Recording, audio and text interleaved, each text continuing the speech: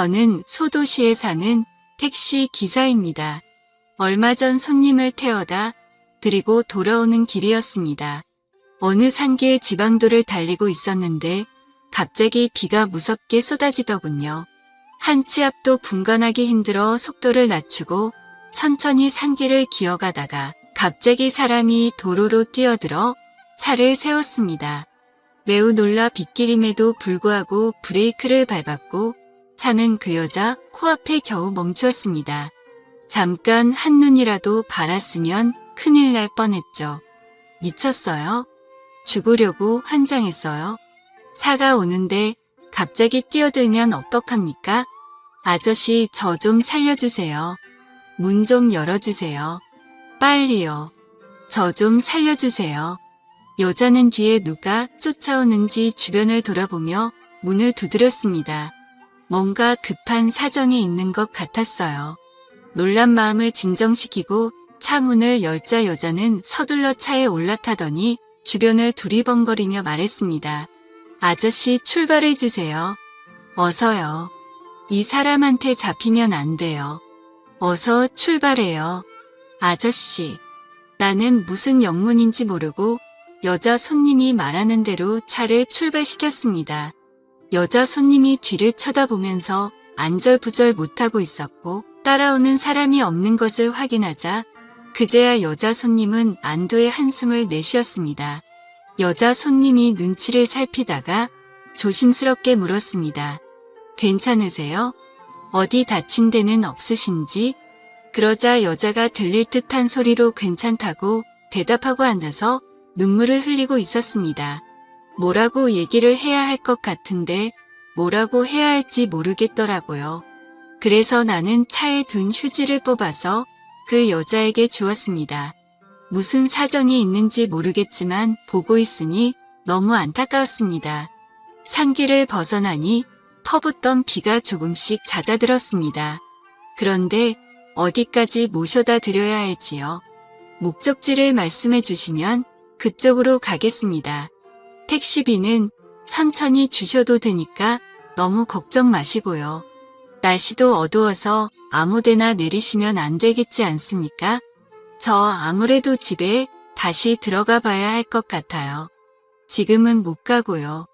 새벽에 남편 잠들고 나면 그때 들어가면 됩니다. 내일 일도 하러 가야 되고요. 여기서 내려주시면 집까지 걸어가면 됩니다. 그러면 남편이 자고 있을 거예요. 참 난감하더라고요. 그때 시각이 벌써 밤 9시 30분경이었는데 도로에 여자 혼자 내려주기도 그렇고 그렇다고 여기서는 안 내려주는 것도 이상하고요. 그래서 일단 차를 세우고 손님에게 다시 한번 물었습니다. 밤인데 여기서 내려도 괜찮겠습니까? 네. 계좌번호를 적어주시면 택시비는 보내드리겠습니다. 아이고 됐습니다. 그거 얼마나 나왔다고요? 택시비는 신경 쓰지 마세요. 그러자 여자 손님은 죄송합니다. 고맙습니다. 인사를 하고 차에서 내렸습니다. 그런데 차에서 내릴 때 여자 손님은 맨발이었습니다. 신발을 신을 새도 없이 도망 나온 것 같았습니다. 손님이 내리고 나서 차를 출발시키기는 했지만 신발도 안 신은 사람을 불빛 하나 없는 도로에 내려주고 오니 역마음에 걸려서 안 되겠더라고요. 혹시나 나쁜 마음을 먹으면 어쩌나, 이러다 잘못되기라도 하면 어쩌나 걱정이 앞섰습니다. 에라 모르겠다. 일단 사람부터 살리고 보죠. 그래서 저는 차를 돌려서 그 여자 손님이 내린 곳으로 갔습니다. 도착해보니 여자 손님은 멀리 가지도 못했더라고요. 손님, 아무리 생각해도 집까지 걸어가기는 너무 멀어요. 손님 신발도 없잖아요. 일단 타세요. 그러자 여자는 미안해서 그런지 잠시 쭈뼛거리고 있다가 죄송합니다. 고맙습니다. 라고 말하며 차에 올라탔습니다. 지금 집에 모셔다 드리면 너무 이르지요? 거긴 고개 넘어가면 24시간 하는 해장국 집이 있는데 해장국이나 한 그릇 하시겠습니까? 저는 아직 저녁도 못 먹어서 위장이 쪼그라드는 것 같네요. 제가 오늘 굶어 죽겠습니다. 손님도 식사 못하셨죠? 네. 그런데 죄송해서. 죄송하기는요. 계좌번호 적어드리면 바깥 보내주시면 되죠. 가십시다. 나는 이제 배가 고파서 말할 힘도 없습니다. 그리고 비를 많이 맞으셔가지고 옷이 다 젖어서 춥겠습니다. 히터 3개 틀어드릴 테니까 옷 좀 말리세요. 네. 고맙습니다. 저는 히터를 제일 세게 틀고 옷 좀 말리라고 일부러 천천히 운전했습니다. 그리고 한 20분쯤 후에 해장국집에 도착했습니다. 저는 차 트렁크에 있는 슬리퍼를 꺼내서 여자에게 건네주고 우리는 같이 해장국집으로 들어갔고 한마디 말도 없이 해장국 한 그릇 뚝딱 해치우고 나니 살 것 같았습니다. 저는 그제야 여자 손님 얼굴을 자세히 보게 되었는데 여자 손님은 나이가 50대 초중반쯤으로 저보다 몇 년 아래인 듯 했습니다.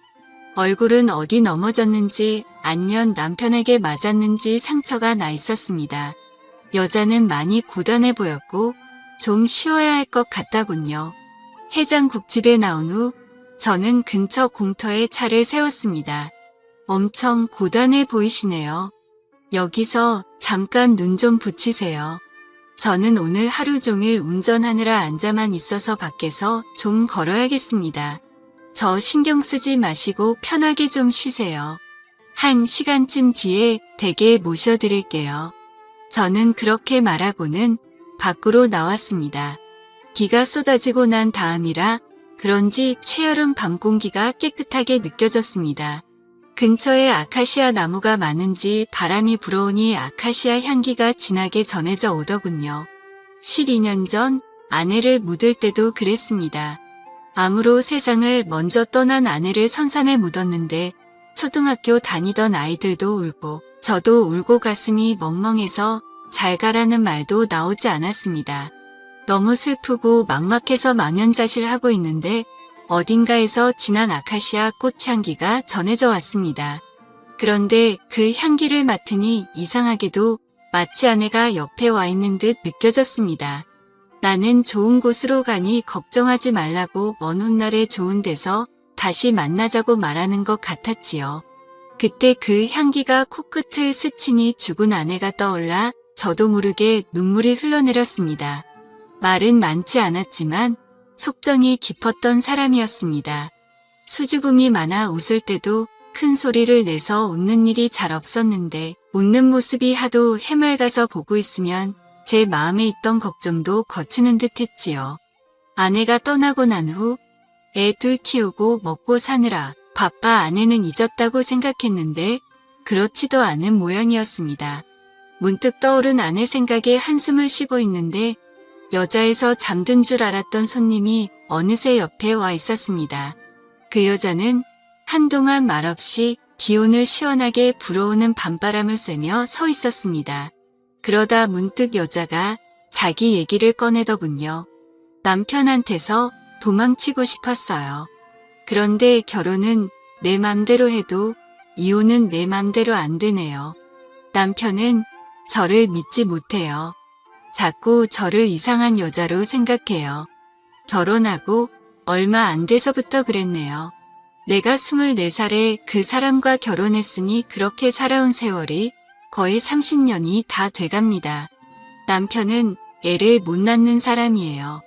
흔히들 씨 없는 수박이라고 하지요. 그래서인지 자격지심이 심하고 의심하는 병도 심해요. 의심하는 병은 약도 없더라고요. 아무리 아니라고 해도 안 되고 내 속을 다 드러내 보여도 안 돼요. 바람은 남편이 폈다고 했어요. 밖에서 이 여자 저 여자 참 많이 만났는데 저한테 들키면 다 저 때문이래요. 제가 바람 피우니까 자기도 다른 여자 만나는 거래요. 그런 적 없다고 아무도 안 만났다고 하면 독한 년이 끝까지 거짓말한다고 해요. 남편이 맘대로 생각하라고 하면 그럴 줄 알았다고 온갖 더러운 욕을 다 퍼부어요. 같이 사는 게 너무 힘이 들어서 헤어지자고 그랬어요. 그랬더니 어느 놈하고 살림을 차리기로 했느냐고 난동을 부렸어요. 사람이 눈이 돌아가서 미친다는 게 뭔지 그때 처음 봤어요. 그때부터 손찌검 하더라고요. 처음에는 그냥 툭툭 쥐어박는 정도로 시작하더니 나중에는 어느 순간부터는 일도 안 하더라고요. 그래서 제가 간병 일을 시작했어요. 제가 간병하는 사람은 나이 많은 노인인데 중풍으로 사지마비가 와서 제대로 움직이지도 못하는 사람이에요. 그런데 간병하는 사람이 남자라고 하면 난리가 날 것 같아서 그냥 여자라고 했어요. 나이 많은 할머니라고. 그런데 어떻게 알았는지 제가 간병하는 사람이 남자인 걸 알았던 모양이에요. 그걸 알고 오늘 난리가 난 거예요. 2년이 간병 핑계대고 첩질한다고 다른 놈 집에 가서 살림 살면서 자기를 속였다고 둘이 같이 죽자고 덤비더라고요.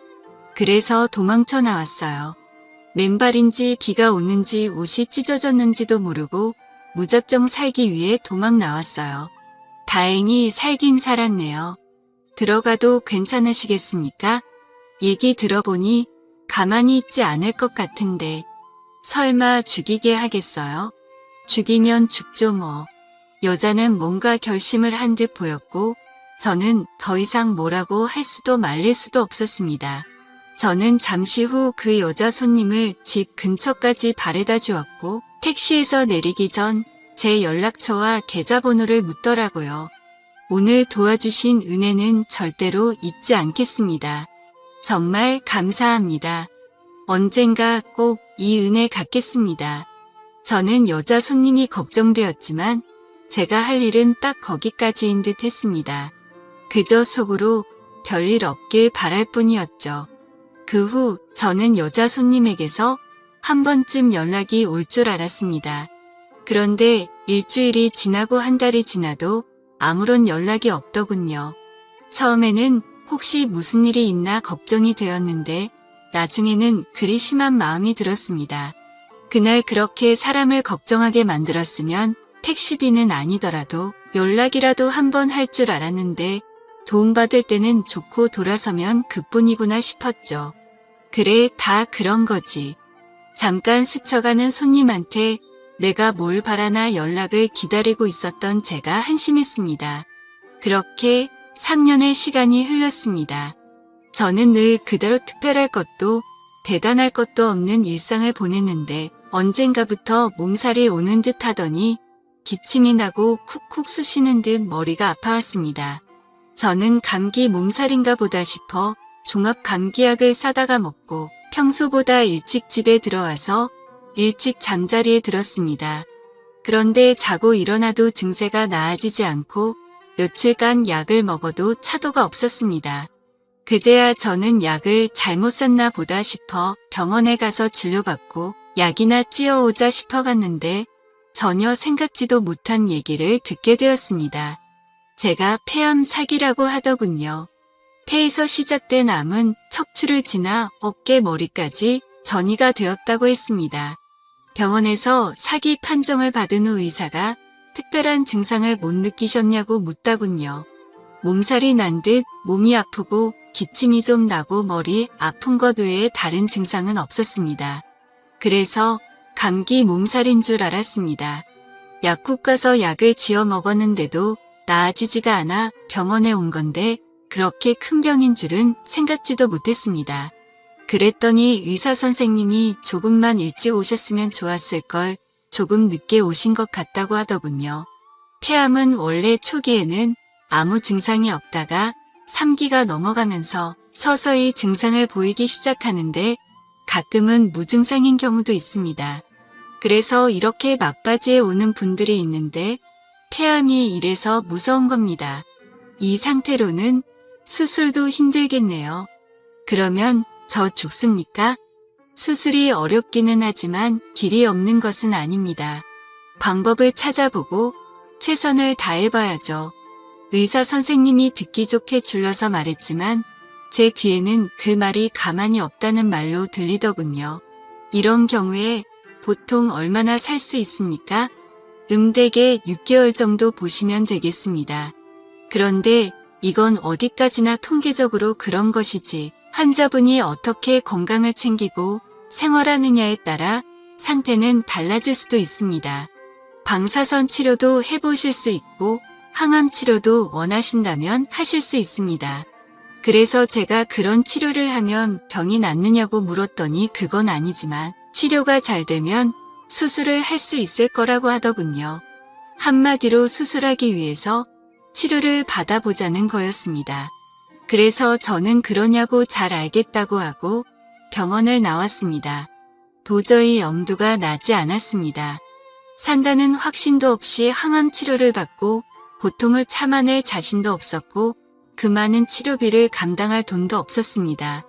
아내가 떠나고 난 후 아들 하나 딸 하나 키웠는데 아들은 군대가 있고 딸은 이제 대학교 3학년. 들어갈 돈은 많은데 돈 낳을 구석은 없는 상황이라 그저 앞이 막막할 뿐이었습니다. 애들도 다 컸고 세상에 나와서 내가 해야 할 일은 어느 정도 다 했나 보다. 그래서 이제 아내 곁으로 오라고 부르시나 보다 생각했습니다. 그래 갈 때가 됐으면 가야지. 조금 빨리 가고 조금 늦게 가는 것뿐이지. 누구나 한 번은 다 가는 거. 세상은 불공평해도 죽음은 공평한 거야. 태어나서 고생만 하고 살아서 그런지 사는데 크게 미련도 없구나. 여보, 나 이제 6개월 남았대. 당신이 내가 보고 싶어서 일찍 부르는 거지? 내가 많이 그리워서 그러는 거지? 조금만 기다려. 내가 애들 마음 아프지 않게 정리 잘하고 갈게. 오래 안 걸려. 6개월이니까. 어쩌면 좀 더 빨라질 수도 있고. 좀 이따 만나. 내가 가면 마중 나와. 마음은 담담한데 왜 눈에서는 눈물이 나는지요. 아무리 욕심 없고 미련 없다 해도 마음 한구석에 버리지 못한 욕심이 있고 세상의 미련은 남은 모양이었습니다. 왜 눈물이 나는 거야? 다른 사람에 비하면 나는 얼마나 행복한 건데. 돈 많고 두고 갈 건 많은 사람은 가는 게 얼마나 괴롭겠어. 나는 별로 가진 것도 없고 남길 것도 없으니 그냥 홀가분하게 가면 되는 거야. 눈물 날 것 없어. 다른 복은 없어도 죽는 복은 타고난 거야. 저는 택시를 또 그만두고 주변을 하나씩 정리하기 시작했습니다. 시골에 사시는 형님 형수님도 찾아뵙고 부모님 산소도 보고 아내도 보고 왔습니다. 그리고 그날 집 앞에 웬 여자가 우리 집 대문 앞에 서서 집 안을 들여다보고 있었습니다. 저 누구 찾아오셨습니까? 제 말이 끝나자 그 여자가 뒤돌아봤는데 어디서 낯이 많이 익은 사람이었습니다. 저 모르시겠어요? 그때 비 오는 날 저 공짜로 택시 태워주셨잖아요. 해장국도 사주시고. 그 얘기를 들으니 그때 그 일이 생각이 나면서 여자 얼굴을 알아보겠더라고요. 저는 너무 반가워 저도 모르게 그 여자 손을 덥석 잡았습니다. 어이구 세상에 왔어요. 정말 오랜만입니다. 그동안 잘 지냈습니까? 집에는 잘 들어갔는지 어쨌는지 많이 궁금했습니다. 어떻게 알고 찾아오셨습니까? 그때 택시가 회사 택시여서 찾아갔어요. 제가 너무 늦게 인사드리지요. 진작에 오려고 했는데 그때 적어주신 연락처 남편이 불살라버렸어요. 집에 도착했을 때 그 시각까지 남편이 안 자고 있더라고요. 어디 갔다 왔느냐고 도망가버린 줄 알았다고 미안하다고 하더니 제 손에 쪽지가 있는 것을 보고 놀라게 됐어요. 밖에서 남자를 만나 다니는 것을 알게 되어 온갖 욕을 듣고 쪽지를 가져가 라이터불로 태워버렸어요. 그때는 저도 같이 미쳐버렸습니다. 무슨 정신이었는지 차라리 날 죽이라고 이렇게 사느니 죽는 게 낫다고 덤볐어요. 그리고는 실제 상황을 알게 된 거예요. 그렇게 한동안 병원에서 신세를 지냈습니다. 병원에 있는 동안 사람들이 왜 그러고 사느냐고 경찰에 신고하고 병원에 가서 다시 돌아가고 싶었죠. 그런데 그날 밤에 병원에 도착한 남편이 다시 돌아가고 싶었죠. 그렇게 한동안 병원에서 신세를 지냈습니다. 병원에 있는 동안 사람들이 왜 그러고 사느냐고 경찰에 신고하고 이혼하라고 하더라고요. 그 정도 되면 남편이 이혼 안 해준다고 해도 이혼할 수 있다고요. 그때까지 남편이 이혼 안 해주면 이혼도 못하는 줄 알았는데 주변 사람들이 알려져서 이혼할 수 있었어요. 그 지겹고 지독한 집구석을 그렇게 벗어났네요. 그런데 얼굴이 많이 상하신 것 같아요. 어디 아프세요? 많이 아프지는 않은데 얼마 못 산다네요. 배에 암덩어리가 있는데 그게 여기저기 옮겨 붙었나 봅니다. 그래서 갈 준비를 하고 있었습니다. 그런데 죽기 전에 이렇게 만나게 될 줄은 정말로 몰랐네요. 제가 얘기를 하자 여자는 너무 놀란 표정으로 저를 바라보더니 가자고, 병원에 어서 가자고 하더라고요. 아니, 어떻게 죽는다는 말을 어떻게 아무렇지도 않게? 그러는 거 아닙니다. 세상에서 목숨만큼 귀한 것이 없는데 죽는다니요. 해볼 만큼은 해보고 갈 때는 후회 없이 가야 되는 겁니다. 아무것도 안 해보고 그렇게 가면 억울해서 죽어서 눈도 못 감아요. 어서 가십시다. 죽을 날을 기다리지 말고 어서 병원에 가십시다. 그래서 저는 세상에 미련 없다고, 이제 갈 때가 됐다고 하니 그게 무슨 소리예요. 아직 멀었습니다. 그러니 어서 병원에 가십시다. 단호하게 얘기를 했고, 그 여자 손님은 결국 택시를 불러서 저를 데리고 대도시 대학병원으로 갔습니다. 가는 동안 그 여자가 그러더라고요. 내가 그때 진빚도 못 갚고 이제야 찾아왔는데 이리 허무하게 가시면 안 됩니다. 다 제가 알아서 할 테니까, 제가 진빚 두고두고 빚 갚을 테니까 앞일 걱정 말고 돈 걱정도 말고 살 길만 생각하세요. 암은 살겠다는 의지가 90이라고 합니다. 죽는다는 생각은 아예 하지도 마세요. 살 수 있습니다. 아저씨가 저를 살려주셨으니 아저씨는 제가 살릴 겁니다. 이렇게 살 수 있는 건가? 죽지 않아도 되는 건가? 살고 싶은 욕심이 스멀스멀 올라오더군요. 덤덤했던 마음은 온데간데 없고 살고 싶다는 생각에 자꾸 미련이 남고 집착이 생겼습니다. 저는 별로 가진 게 없습니다. 들어놓은 보험도 없고요. 병원비가 만만치 않을 겁니다. 그 어르신을 제가 9년간 병간호했습니다. 제가 듣기로는 자식이 셋이나 있는데 어른이 누워있는 동안 자식들 중 어느 누구도 얼굴 한번 비치지 않았습니다. 상태가 위독할 때 연락을 받고 자식들이 다들 한번 찾아오기는 했는데 아픈 아버지를 두고 돈 얘기 먼저 꺼냈습니다. 아버지 가시기 전에 재산은 나눠야 하지 않겠냐고요. 어르신이 노발대발하면서 자식들 다 쫓아내버렸습니다.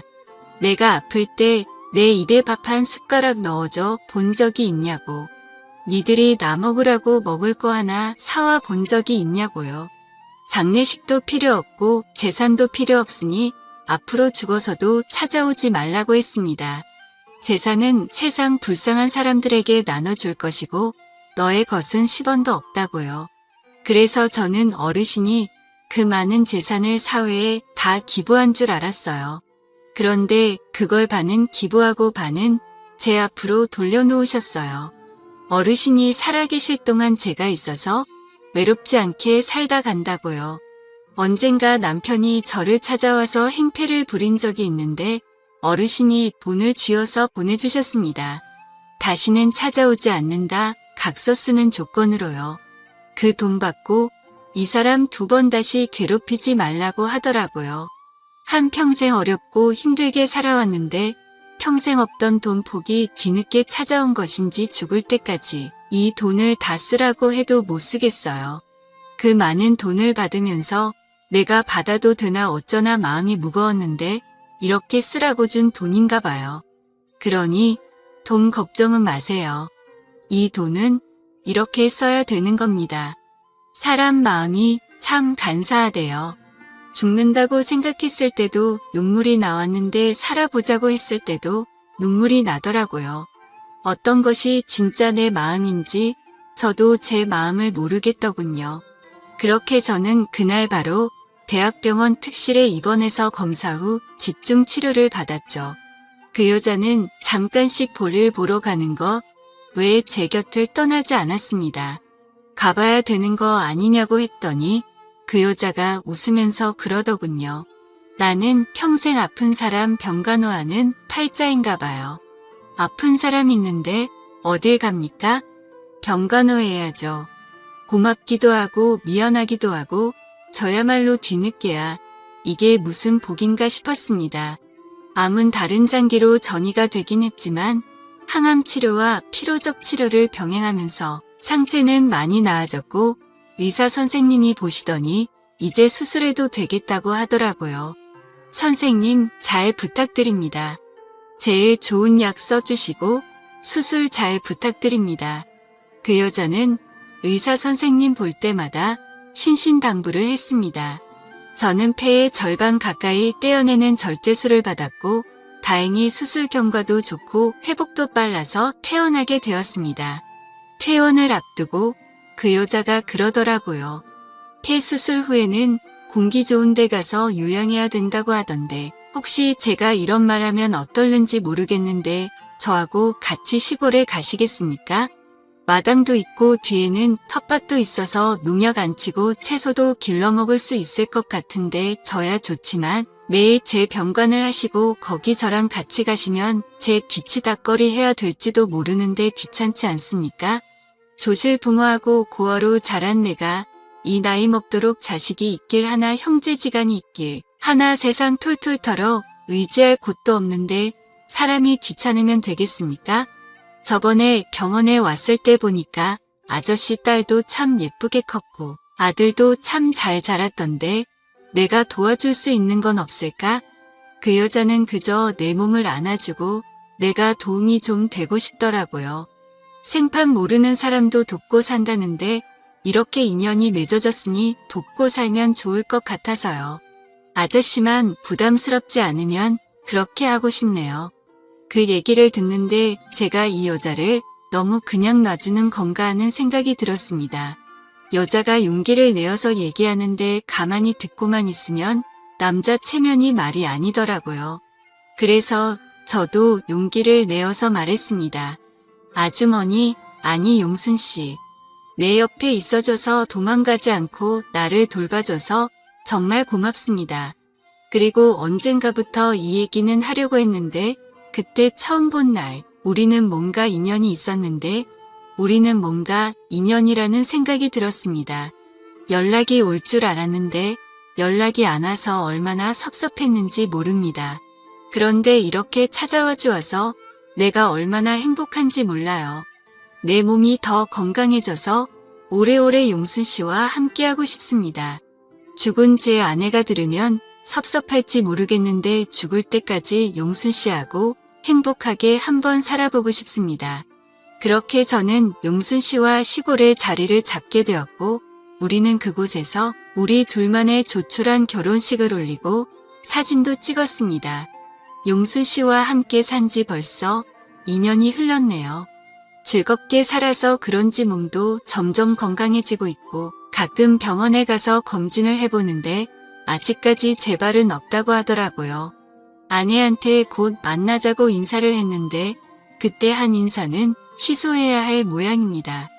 6개월이라고 했는데 앞으로 60년만 더 기다리라고. 용수 씨하고 100살 넘어서까지 살다가 천천히 간다고 해야겠습니다.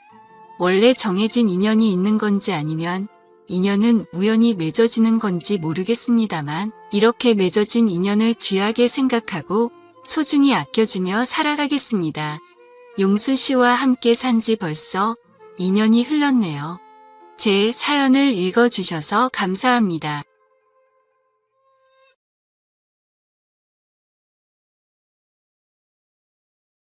안녕하세요. 저는 현재 결혼 3년 차가 되었고 한창 신혼생활을 즐기고 있는 남성입니다. 사실 이 얘기를 할까 말까 망설였습니다. 하지만 저 혼자만의 생각으로 되돌릴 수 없는 일을 저지른다면 나중에 너무 큰 후회가 되지 않을까 싶어서 글을 남기게 되었습니다. 이야기를 시작하기 앞서서 제 고민을 말씀드리면 저는 제 아내를 옆에 두고 있지만 계속해서 장모님이 생각나서 미칠 것 같습니다. 제 이야기를 읽어봐 주시고 어떻게 하는 게 현명할지 좋은 말씀 부탁드립니다. 저는 원래 가진 것 없는 흙수저 출신입니다. 그래서 돈에 관심이 굉장히 많았고 사업에 큰 뜻이 있었죠. 어릴 때는 공부도 썩 잘하지 못했고 할 줄 아는 거라고는 운동밖에 없었습니다. 그렇게 자라오다 보니 저는 자연스럽게 헬스 트레이너라는 직업이 생겼죠. 결국 저는 남들보다 열심히 살았습니다. 몇 년 동안을 열심히 돈을 모았고 결국에는 동네에 작은 헬스장을 차리게 되었죠. 참 작지만 나름대로는 의미가 깊은 곳이었습니다. 앞으로의 삶에 큰 기대도 주었고 지금의 아내도 그곳에서 만났으니까요. 아무쪼록 처음에는 영업이 잘 된 덕분에 승승장구할 것만 같았습니다. 그래서 큰 걱정 없이 지금의 제 아내와 결혼까지 하게 되었죠. 하지만 생각처럼 삶을 녹록치가 않더군요. 헬스장을 운영하다 보니 경영 악화로 인해서 회원들은 줄어들었고 결국에는 모아둔 돈은 바닥이 나서 빈털터리 신세로 결국 폐업을 하게 되었습니다. 정말 앞날이 깜깜했고 스트레스로 탈모까지 진행될 정도로 너무 많이 힘들었습니다. 그렇게 힘든 시기에 저희 부부에게 손을 내밀어준 분이 있었는데 그게 바로 장모님이었습니다. 그때는 일단 당장 저희가 살던 집을 정리해서 빚을 다 갚았고 당장 마땅히 갈 곳이 없어서 숙박업소에 전전긍긍하던 시절입니다. 그런 저희 소식을 듣게 된 장모님이 연락이 오시더군요. 장모님 댁에서 함께 살면서 다시 시작하는 건 어떻겠냐고 말씀을 해주셨습니다. 저는 그 말씀에 너무 감사한 마음이 컸지만 오히려 제 아내는 장모님 댁에 들어가는 것을 반대하더군요. 사실은 아내가 반대할 만한 이유가 있었습니다. 다들 아내가 친정으로 들어간다고 하면 좋아할 거라고 생각하시겠지만 아내는 그렇지 않은 게 장모님과 별로 사이가 좋지 않았기 때문이죠. 왜냐하면 장모님은 아내의 친엄마가 아니라 새엄마였기 때문입니다. 장모님은 아내가 20살이 되었을 때 재혼을 하셨는데 아버지는 재혼한 지 2년도 채 안 되어서 돌아가셨다고 했습니다. 그래서 장인어른이 살아계실 때는 가족처럼 지내기 위해 노력했었다고 하는데 장인어른이 돌아가시고 난 뒤로는 아내가 곧바로 독립을 했다고 하더라고요. 그렇다고 기분 나쁘게 집을 나온 건 아니었고 취직을 하면서 회사 근처로 옮긴다며 자연스럽게 나와서 지냈다고 했습니다. 아무쪼록 그렇게 집 밖으로 나와서 지내게 되니 함께 지내면서 친해질 시간은 딱히 없게 되었던 거죠. 그래서 아내와 장모님은 여전히 서먹서먹한 사이였습니다. 그렇다고 서로 싫어하는 건 아니었습니다. 아내도 처음 재혼을 할 때 별로 싫어했던 건 아니었다네요. 물론 새엄마가 자신과 나이 차이가 15살밖에 차이가 나지 않는 건 몰랐다네요. 그래서 언니 같은 느낌이 강했고 엄마로 느껴지기에는 조금 어려웠던 거죠. 게다가 아버지를 믿고 결혼을 했는데 금방 세상을 떠나셔서 오히려 미안했다고 했습니다. 그냥 말 그대로 서로가 싫어하는 게 아니라 별로 친하지가 않았을 뿐이었죠. 하지만 장모님은 제 아내를 많이 위해주는 착한 심성이셨던 것 같습니다. 안타깝게 결혼 생활을 짧게 하고 남편을 떠나보냈지만 유산 덕분에 그래도 일도 하지 않고 잘 먹고 잘 사는데 아내가 길바닥에 나앉았다고 하니 차마 지켜만 볼 수 없으셨던 거죠. 여하튼 저는 아내가 불편할 걸 알았지만 어쩔 도리가 없었습니다. 아무리 생각해도 현실적으로 가장 합리적인 선택은 처가살이었죠. 제 본가는 시골에 있어서 간다고 하더라도 주변에 농가 밭밖에 없어서 제대로 된 직장을 구할 수도 없는 노릇이었고 다시 재개하기에는 결코 갈 수가 없다고 생각했습니다. 장모님이 계신 집이 평수도 넓은데 혼자 계시기에는 남는 방도 많았으니 저와 아내가 조금만 불편함을 감수한다면 아주 이상적인 선택이라고 생각을 했습니다. 그래서 저는 며칠 동안 끈질기게 아내를 설득하고 또 설득을 했습니다. 평생 같이 지내는 것도 아니고 집을 얻을 수 있는 돈을 모을 때까지만 장모님 댁에서 지내자고 했죠. 결국 아내도 현실과 타협을 하게 됐고 저희는 그렇게 장모님 댁으로 들어가게 되었습니다. 솔직히 저라고 마음이 편했을까요? 저도 염치가 있었기에 정말 너무나도 마음이 불편하긴 했었습니다. 하지만 어쩔 수 없이 장모님 댁에 들어가서 살게 되었죠. 그렇게 한 달이라는 시간이 지났습니다. 아내는 원래 다니던 회사에 계속해서 다녔고 저는 장모님 댁에서 멀지 않은 곳에 헬스 트레이너로 취직을 하게 되었죠. 저는 직업의 특성상 사람이 많은 주말에는 쉬는 날이 없었고 평일 중에 하루만 쉬는 날이 있었습니다. 그리고 아내와는 출근 시간 자체도 달랐었죠. 저는 저녁에 출근을 했고 아내는 아침 일찍 출근을 했으니까요. 어느 날 평일에 제가 쉬는 날이었습니다.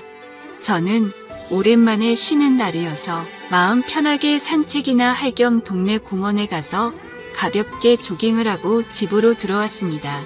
그런데 문을 들어서는 순간 깜짝 놀랐습니다. 거실에 의자는 나뒹굴고 있었고 장모님은 쓰러져서 앓는 소리를 내고 계시더라고요.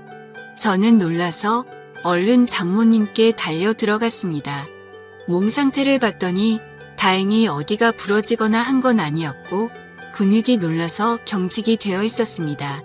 무슨 일이냐고 여쭤봤더니 거실의 전등을 교체하기 위해서 의자 위에 올라가셨다가 의자가 넘어지는 바람에 바닥에 떨어졌다고 하시더라고요. 저는 제가 하면 되는데 왜 그렇게 하셨냐고 역정을 냈고 어디 다른 곳 크게 아픈 곳은 없냐고 물었습니다. 장모님이 크게 다친 곳은 없는 것 같은데 허리가 조금 삐끗한 것 같다고 말씀을 하시더라고요. 그래서 저는 마사지 자격증도 가지고 있었기에 장모님에게 마사지를 해드리겠다고 말씀을 드렸습니다. 처음에는 민망하셨는지 제 호의를 계속해서 거절하시더라고요. 하지만 장모님 댁에 오고 나서 해드린 것도 없어 죄송했던 터라 저는 고집을 부렸습니다. 오늘도 제가 전등 갈았으면 이럴 일 없었는데 장모님께서 계속 거절하시면 제가 너무 죄송해서 지내기 더 불편하다고 말씀을 드렸죠. 그렇게까지 말씀을 드리니 장모님께서도 정마음이 그러면 알겠다면서 마사지를 받겠다고 하시더라고요. 그래서 저는 장모님을 부축하고서 장모님 방으로 들어갔습니다. 사실 장모님 댁에 들어온 지도 한 달이나 지났지만 장모님의 방에 들어가 본 건 그날이 처음이었습니다. 방 안에는 캔들을 켜놔서 인지 정말 좋은 향기가 온 방을 가득 채우고 있더라고요. 그렇게 향을 맡으며 장모님을 봤더니 뭔가 기분이 묘해졌고 아차 싶었습니다. 장모님과 저는 다른 집 장모 사위처럼 나이차가 그리 많지 않다는 거려. 아내는 저보다 연하였고 장모님은 저보다 겨우 10살밖에 많지 않았다란 걸 잊고 있었습니다. 사실 사회에 나가서 보면 장모님은 40대 초중반의 나이에 많지 않은 나이였고 나이를 모르고 보면 30대 중후반으로 보일 만큼 동안이셨죠. 제 입장에서는 항상 장모님으로 대했고 생각했기에 애써 외모에 대한 객관적인 생각을 하지 않았을 뿐 미모도 훌륭하셨죠. 그리고 무엇보다도 장모님은 장인어른과 결혼 전에 요가 강사를 하셨었기에 지금까지도 관리를 잘하고 계셔서 몸매는 솔직히 제 아내보다도 훨씬 좋은 것 같았습니다. 아무튼 저는 엎드려 있는 장모님을 보니까 순간 수많은 생각들이 스쳐 지나갔지만 정신을 차리고 마사지를 해드리기 시작했습니다. 한참 마사지를 해드리다 보니 아무 말 없이 조용히 계시던 장모님은 마사지를 왜 돈 주고 받는지 알겠다고 처음으로 말씀을 하시더군요. 그리고는 저에게 여기저기 아픈 곳을 알려주셨고 저는 허리뿐만이 아니라 평소에 불편하시다고 한 곳을 전체적으로 마사지를 해주었습니다. 오랜 시간 동안 마사지를 해드리면서 조용히 마사지만 했던 건 아니었고 자연스럽게 장모님과 저는 많은 이야기를 나누게 되었습니다. 사실 그동안 저는 염치 없이 처가살이를 하는 입장이라 장모님께 함부로 말도 붙이지 못했고 약간은 내성적인 성격이신 장모님도 제게 그다지 말을 먼저 붙이지는 않으셨었죠. 그런데 마사지를 받으면서 한마디씩 하다 보니 점점 편해지셨는지 장모님은 평소에 볼 수 없었던 수다스러운 모습들도 보이셨고 소리내어 웃으시기까지 하더라고요. 저도 뭔가 장모님과 한층 더 가까워진 것 같아서 기분이 좋았고 오랜만에 즐겁게 수다를 떨다 보니 시간 가는 줄 모르고 계속 마사지를 해드렸습니다. 그렇게 그날 이후로는 아내가 출근을 하고 제가 출근하기 전까지 남는 여유 시간에는 장모님에게 마사지를 해드렸습니다. 그러다가 문득 드는 생각이 있었죠. 마사지를 해드리면서 느꼈지만 정말 장모님은 40대 몸매라고 하시기엔 믿어지지가 않았죠. 솔직히 눈 감고 마사지를 하면 20대라고 해도 믿을 정도였으니깐요. 하지만 감히 장모님에게 결코 그런 생각을 해서는 안 된다고 정신줄을 바로잡고는 했습니다. 여하튼 거에 매일같이 장모님께 마사지를 해드리다 보니 장모님과 저는 급속도로 친해지게 되었죠. 그러다 보니 장모님은 평소와는 다른 모습들을 많이 보여주더라고요. 평소 장모님은 내성적이신 성격에 말도 없고 조용한 분이신 줄 알았는데 점점 말씀도 많아지셨고 장난도 많이 치시는 모습이 보이더군요. 나이와 맞지 않게 티 없이 맑은 그런 해맑은 성격이라고 느꼈습니다. 장모님은 최근에도 어떤 남자가 자기에게 연락처를 물었는데 거절했다는 이야기부터 시작해서 장인어른을 처음 만나게 되었던 이야기들과 갑작스럽게 떠나보내고 슬펐던 이야기들까지 제게 숨기는 거 없이 말씀을 해주시더군요. 그러다 한 번은 저에 대해서 말하는 것이었습니다. 처음에 제 아내가 저를 데리고 장모님께 인사를 드리러 왔을 때 다른 건 몰라도 제 몸을 보고 아주 마음에 들었다고 말씀하시더라고요. 제가 너무 듬직해 보였고 몸 좋은 사람들이 자기 관리를 잘하는 사람이라고 생각한다며 저의 첫인상을 정말 좋게 보셨다고 말씀을 해주시더라고요. 그러다 장모님은 저에게 짓궂은 농담을 던지셨습니다. 그런데 자신의 경험상 이렇게 몸 좋은 사람들 중에 밤에는 힘을 못 쓰는 사람이 허다해서 걱정이었는데 이틀 전에 그 걱정을 덜게 되셨다고 하더라고요. 저는 무슨 말인가 생각을 한참 하다가 깜짝 놀랐습니다. 이틀 전이라면 아내와 제가 이세를 갖기 위해서 사랑을 나눴던 날이었습니다. 그렇다면 저와 아내가 사랑을 나누는 소리를 장모님이 다 들으셨다는 건데 저는 민망하기도 하고 부끄럽기도 해서 아무 말도 못하고 있었죠. 그러자 장모님은 갑자기 웃으시면서 부부 사이에 당연한 일을 한 건데 그렇게 부끄러워하지 않아도 된다고 말씀을 하시더라고요. 그러시고는 제 아내가 부럽다고 말씀을 하셨습니다. 자신은 지금 혼자 지내게 된 지도 벌써 많은 시간이 지나다 보니 외롭다고 하시더군요. 그러다가 장모님은 갑자기 제 팔뚝을 어루만지시면서 이런 튼실한 팔뚝을 가진 남자가 곁에 있다는 건 정말 부러운 일이라고 말씀을 하셨죠.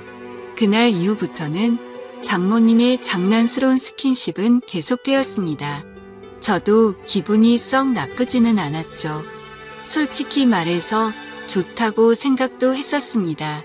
하지만 이러다가는 큰일이 벌어지겠다고 생각을 했고 장모님에게는 저의 근무 시간이 바뀌었다고 거짓말을 했습니다.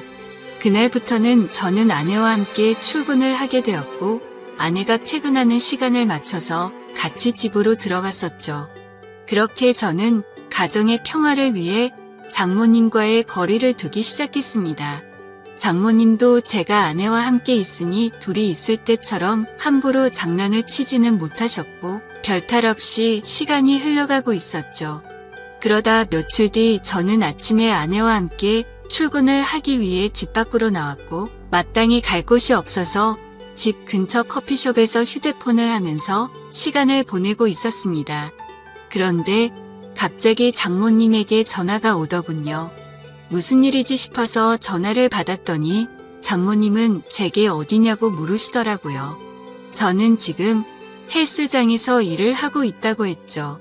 그러자 장모님은 요즘 헬스장에서는 무슨 커피도 파냐고 묻더라고요. 저는 그 말에 무슨 말을 하시는 거지 싶어서 고개를 들었더니 커피숍 입구 쪽에서 저를 노려보고 있는 장모님을 발견하고 말았습니다. 그리고는 장모님은 아무 말도 안 하시고 전화를 끊으시고는 밖으로 나가 버리셨죠. 그날 이후로는 정말 집안 분위기가 엉망진창이 되었습니다. 그렇지 않아도 서먹서먹한 분위기였는데 그때부터는 한기까지 느껴질 정도였죠. 그래서 저는 하루하루가 바늘 방석에 앉아서 생활하는 것처럼 너무 많이 불편했었습니다. 그렇게 불편한 나날을 보낸 지도 몇 주가 지나갔고 아내는 회사 워크숍이 있어서 1박 2일로 자리를 비운다고 하더군요. 저는 어색한 걸 너무 싫어하는 성격이라 솔직히 그때부터 너무 초조했고 미칠 것 같았습니다. 차라리 친구들을 만나서 밤새도록 술이나 먹고 들어올까부터 시작해서 여행이라도 다녀온다고 할까 등 수많은 여러 가지 생각을 했지만 아내가 자리를 비울 때 기회다 싶어서 같이 자리를 비우면 일을 더 악화시킬 것 같아서 차마 그런 방법을 선택할 수는 없겠더라고요. 그래서 저는 장모님과 이런 불편한 관계로 계속해서 지낼 수는 없는 노릇이었기에 결국 정면 돌파를 하기로 마음을 먹게 되었습니다. 저는 아내가 워크숍을 간 날 삼겹살과 소주 등 장모님께서 좋아할 만한 것들을 잔뜩 사들고서 집으로 들어갔습니다. 장모님의 방문을 노크하면서 장모님께 그동안 죄송했다며 함께 먹자고 말씀을 드렸죠. 하지만 제게 많이 화가 나신 장모님은 대꾸도 하지 않으시더라고요. 그래서 저는 간곡히 계속해서 부탁을 드렸고 결국에는 장모님은 제 성화에 모시겨 식탁에 앉으셨습니다. 저는 열심히 고기를 구워서 쌈도 싸드렸고 장모님의 잔이 비지 않도록 소주도 계속 채우면서 허심탄회하게 이야기를 시작했습니다. 장모님께서는 장난이라고 제 몸을 계속 만지시는데 솔직히 저한테는 정말 부담스러운 일이었다고 했죠. 그러자 장모님은 그게 그렇게 싫어서 거짓말까지 하고 그랬냐고 그냥 싫으면 싫다고 하지 그랬으면 굳이 안 했을 텐데 왜 이상한 사람을 만드냐고 화를 내셨습니다. 저는 또 화가 나신 장모님을 보면서 당황한 나머지 사실 싫어서 그랬던 건 아니었다고 했죠. 그런데 그 말을 하자마자 아차 싶었습니다. 장모님은 곧바로 싫은 게 아니면 뭐냐고 물으셨습니다. 이런 말씀 드리기 그렇지만 사실 장모님께서 저를 만지실 때마다 좀 느낌이 이상했다고 했죠. 장모님은 그때부터 뭔가 표정이 달라지시더니 무슨 느낌이 이상하냐고 했습니다. 그래서 저도 술도 취했겠다. 그동안 억울했던 마음도 있었던 터라 생각 없이 말을 내뱉기 시작했습니다. 장모님처럼 젊으시고 예쁘신 분이 저를 만지시니까 당연히 이상한 생각이 들고 그랬다고 저도 남자인데 아무렇지 않은 게 이상하지 않겠냐고 필터를 거치지 않고 마구 말을 했죠. 그 말을 하는 순간 분위기는 순식간에 얼어붙어 버렸고 그 대화를 마지막으로 장모님과 저는 그냥 연신 술만 마시기 시작했습니다.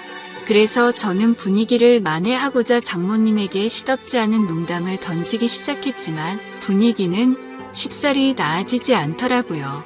그렇게 술만 연신 들이붓다 보니 저도 모르게 정신이 왔다 갔다 할 만큼 술이 올라오기 시작했습니다. 근데 갑자기 장모님은 실수로 옷에 음료수를 쏟게 되셨고 옷을 갈아입고 오신다고 하더니 방으로 들어가셨습니다. 그래서 저는 혼자서 술을 계속 마시고 있었죠. 그렇게 몇 분이 지나서는 장모님 방의 문이 열려서 고개를 들었는데 저는 깜짝 놀라서 들고 있던 술잔을 놓쳐버릴 뻔했습니다. 장모님은 차마 입에 담지 못할 그런 복장으로 갈아입으시고는 저에게 다가와서 조용히 말했습니다. 나 지금 많이 취해서 기억이 하나도 안 날 것 같아. 너도 그렇지 않냐며 제게 묻더라고요. 저도 술에 취한 나머지 그렇다고 고개를 끄덕였습니다. 그랬더니 장모님은 갑자기 제게 다가오셔서는 우리 오늘은 기억에서 지우자 하고는 저를 끌어안았습니다. 장모님과 저는 그렇게 술에 취해서인지 무언가에 홀렸던 건지 결코 돌이킬 수 없는 실수를 저지르고 말았던 겁니다. 다음날 아침 숙취로 인해 두통을 겪으면서 일어났는데 순간 어제 있었던 일이 생각나면서 너무 두려웠죠. 저는 장모님이 깰까봐 조용히 밖으로 나와서 평상시처럼 식탁을 치우고 샤워를 했습니다. 제가 샤워를 하던 중에 장모님도 일어나셨는지 평상시와 다름없이 제가 먹을 아침을 차려주셨습니다. 그날부터 저와 장모님은 더 어색한 사이가 되었습니다. 마주칠까봐 서로가 서로를 피하는 듯한 느낌이었죠.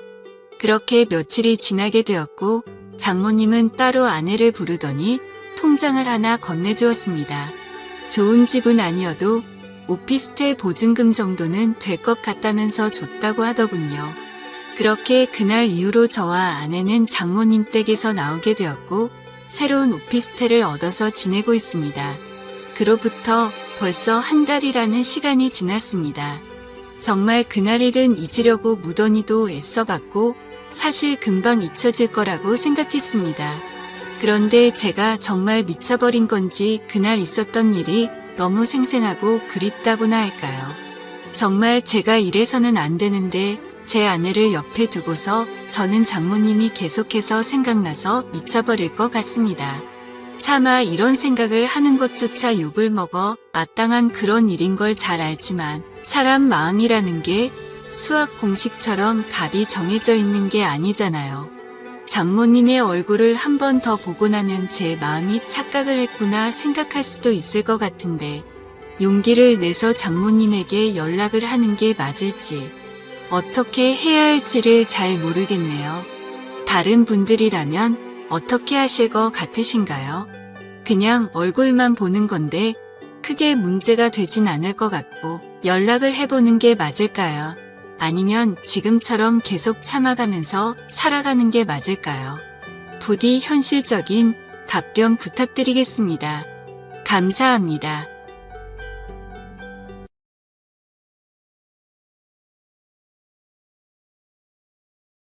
안녕하십니까. 벌써 이혼한 지가 5년이나 더 되어 가는군요.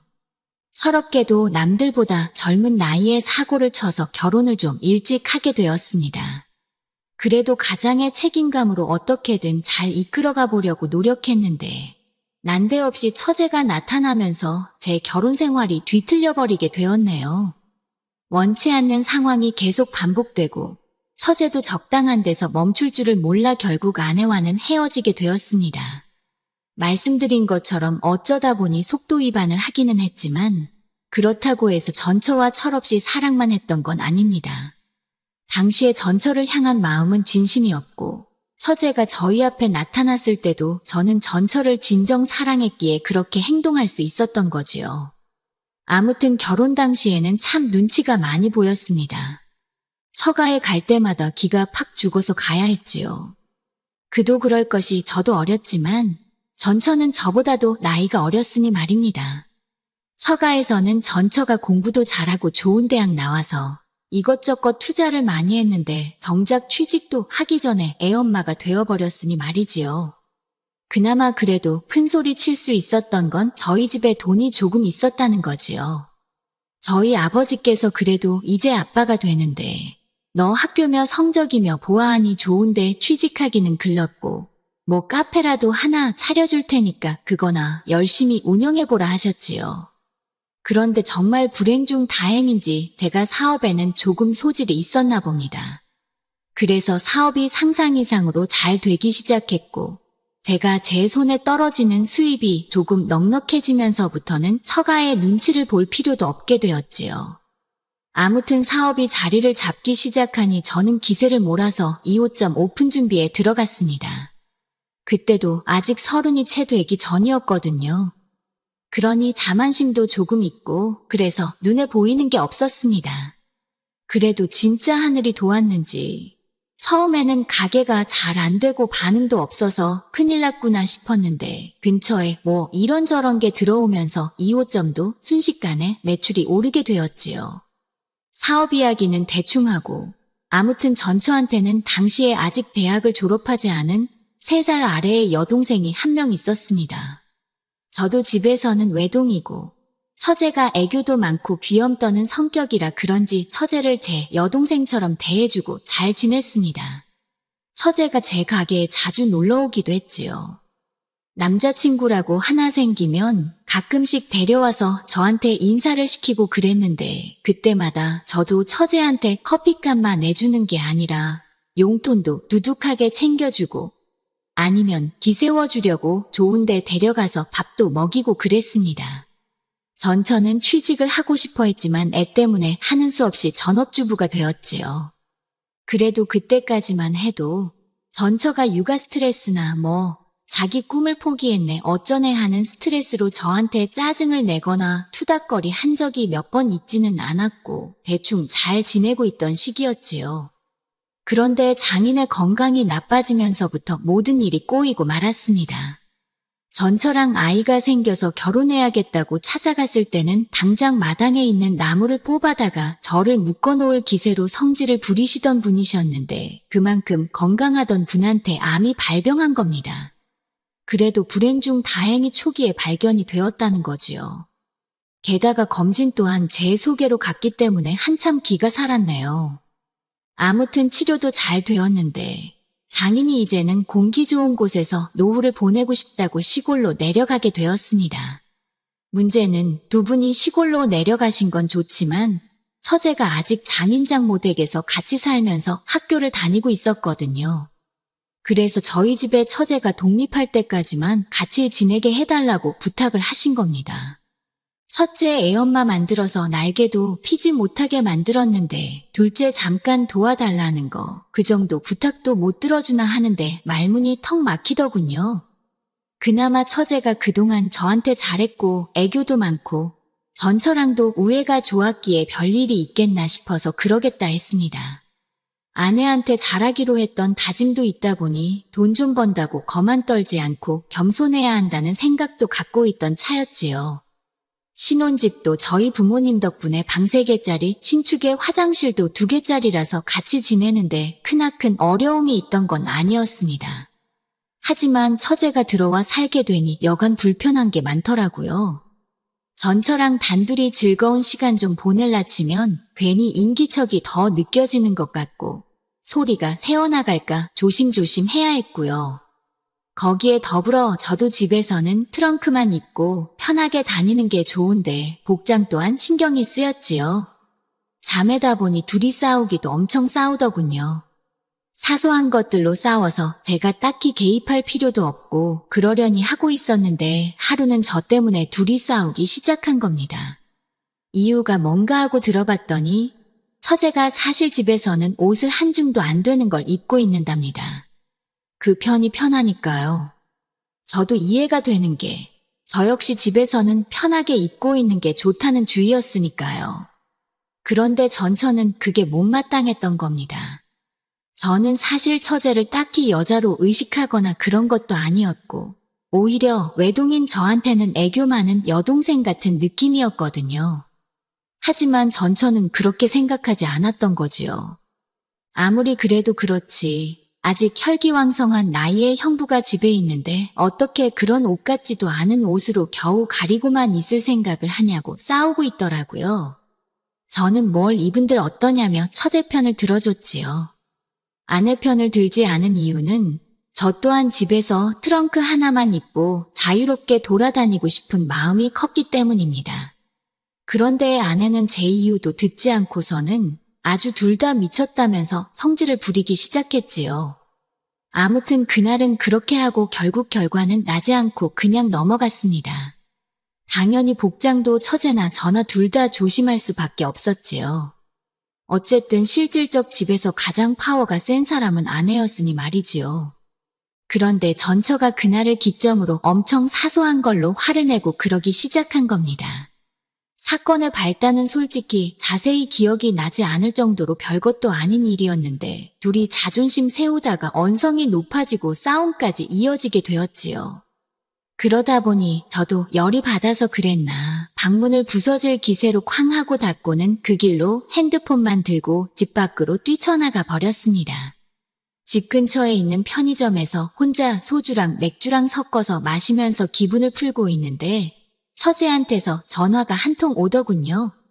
무슨 일로 전화를 했나 받아봤더니 처제가 열받은 아내도 자기한테 아이를 맡기고 나갔다고 하는 겁니다.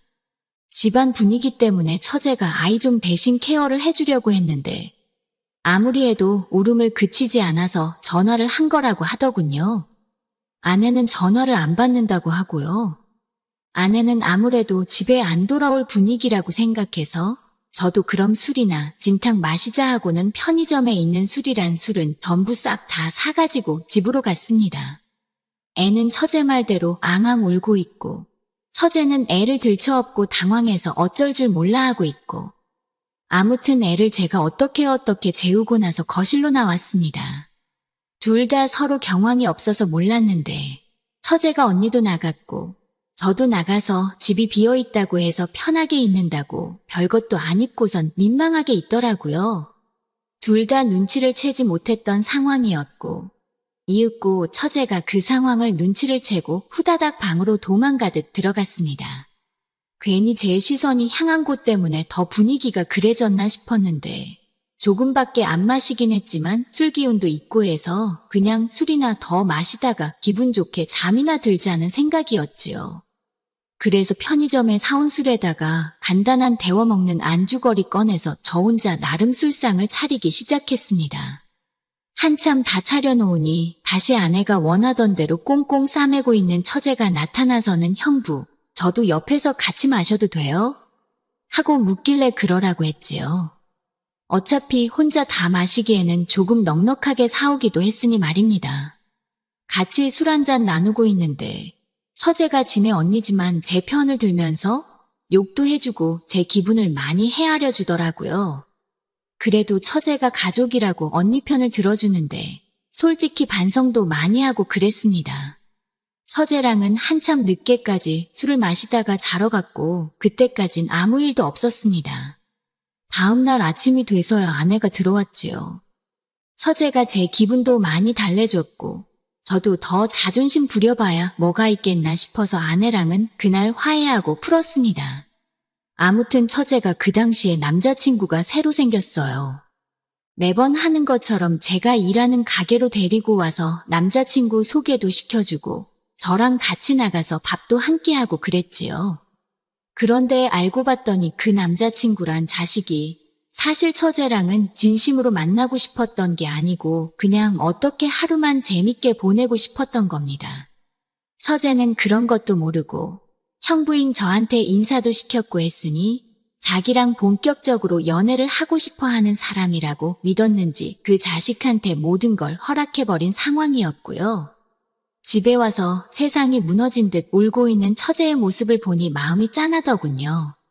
제 아들 녀석도 처제가 울어서 슬픈지 같이 울고 있고 그래서 그때 처제 달래준다고 노력 많이 했지요. 처제가 한 일주일 정도를 알아 누웠는데 제가 처제 데리고 나가서 명품 선물도 하나 해주고 한 끼에 5만 원, 10만 원 하는 밥도 사주고 했습니다. 좋은 거 받고 맛있는 거 먹고 기운 좀 차리라고 말이지요. 그런 거 다 소용없었고 저녁에 술 한 잔 같이 마셔주니 그제서야 처제가 마음을 추스르더군요. 그런데 처제가 술이 좀 들어가고 나서는 세상에 형부 같은 남자들만 있는 줄 알았다. 형부는 참 믿음직스럽다 뭐 이런 이야기를 하면서 언젠가부터 자연스럽게 제 호칭이 형부에서 오빠가 되더군요. 그날을 기점으로 처제가 조금 이상해졌습니다. 전에 집에 단둘이 있을 때 봤던 그런 옷들만 골라서 입고 아내가 안 볼 때면 식탁 밑으로 제 발을 툭툭 건드리면서 장난이라는 듯 의미심장한 미소를 보낸다던지 아랫입술을 깨물고 저를 쳐다본다던지 하면서 말이지요. 어느 순간부터는 정말 작정을 한 건지 제가 TV를 보고 있으면 제 옆에 앉으려고 하더라고요. 그래서 일부러 맨 끝쪽 자리에 앉으면 아예 팔 기대는 부분 그쪽 있잖아요. 그쪽에 걸터 앉아서 저랑 그렇게 붙어 있으려고 하는 겁니다. 하다 안 되겠다 싶어서 처제한테 시간 좀 내달라고 한 다음에 처제한테 왜 그러냐고 단도직입적으로 물어봤습니다. 처제가 깔깔 웃으면서 형부, 지금 무슨 소리 하는 거예요? 하고 장난스럽게 받아치는 겁니다. 제 얼굴이 다 화끈해지더군요. 제가 과민 반응을 했나 싶고 처제 딴에는 정말 별것도 아니었을 텐데 제가 괜히 오버해서 받아들인 건가 싶었지요. 같이 술을 한두 잔 마시면서 이야기를 나눠봤는데 처제는 아직도 그 남자가 그리워서 죽겠나 보더라고요. 정말 자기 인생에 그렇게 좋아해본 남자는 없는 것 같다며 자기를 갖고 놀아도 되니까 그냥 자기 옆에만 있어주면 좋겠다. 뭐 이런 바보 같은 소리를 하길래 처제한테 그건 아닌 것 같다고 딱 잘라 못을 박아줬습니다. 그러니 아주 서럽게 울기 시작하더군요. 차라리 울 만큼 울게 내버려두는 게 맞겠다 싶어서 한참을 내버려뒀네요. 제 예상대로 한참을 내버려두니 처제도 지쳐버린 건지 아니면 더 이상 흐를 눈물이 없는 건지 이내 그치더군요. 처제가 조금 추스른 듯해 보이길래 술 더 마시게 해도 좋은 꼴 못 보겠다 싶어서 처제를 데리고 집으로 들어왔습니다. 아내가 처제 잘 좀 달래주고 오래서 다녀온 건데 집에 오니 아내는 세상 모르고 자고 있더라고요. 처제한테 나도 이만 자야겠다고 말하고 방으로 들어가려는데 처제가 잠깐만 도와달랍니다. 그래서 무슨 일인가 하고 방으로 들어서던 몸을 돌려 처제 쪽으로 향했는데 처제가 냅다 저를 끌어안더군요. 머리가 너무 뜨거워서 식히고 싶다고. 잠깐만 이렇게 있어달라고 부탁을 하는 겁니다. 처제가 기댄 제 어깨에 뜨거운 눈물이 느껴질 정도로 한참 슬피 눈물을 흘리던 처제였습니다. 그거 말고는 딱히 뭐 무슨 일이 있던 게 아니에요. 한참을 둘이 아무 말도 없이 그렇게 끌어안은 상태로 서 있었지요. 그런데 조만간 문이 벌컥 열리더니 아내가 일그러진 표정으로 내가 이럴 줄 알았다면서 처제와 제가 부둥켜 안고 있는 그 상황을 들켜버리고 만 것입니다. 하늘에 맹세코 아무 일도 없었는데 아내는 막무가내로 나오더군요. 둘이 그럴 줄 알았다면서 있는 대로 성질을 내는데 무슨 일인가 하니 일전에 제가 아내와 대판 싸우고 처제와 둘이 술 마셨던 그날 있잖아요. 그때부터 아내가 의심을 하기 시작했던 겁니다. 제가 사실 집에서 술을 마시는 법이 없는데 그날따라 집에 빈 술병이 한두 병이 아니었으니 말이지요. 집안일은 아내 몫이기도 했고 저도 술이 너무 취해서 뒷정리를 안 하고 잤는데 딱 봐도 그날 저랑 처제랑 단 둘이서 술을 엄청나게 많이 마신 걸 알게 되었던 거고요. 아내가 아침에 들어오면서 제 사과는 받았지만 내심 그날부터 아내는 괜히 처제랑 저랑 같이 술을 잔뜩 마시고 말 못할 비밀을 간직하게 된 것이고 그 뒤로부터도 둘이서 계속 뭐라도 있다고 생각하고 있던 겁니다. 그러던 와중에 아무리 해도 사실 처제랑 저 사이에는 뭐 별게 없었으니 들킬 일이 없었던 거죠. 그래서 잘 넘어가는가 했는데 한동안 처제가 그 남자한테 차이고 저한테 끼를 부리거나 이상한 행동을 했던 적이 있지 않다 했잖아요. 그때 아내가 다시금 그동안은 들킬 걸 우려해서 저희가 조심했던 거고 아내 딴에는 이제 시간이 좀 지났으니 괜찮겠지 싶어서 다시 자기를 두고 처제랑 제가 붙어먹고 기만을 하고 있었던 거라 생각했나 봅니다.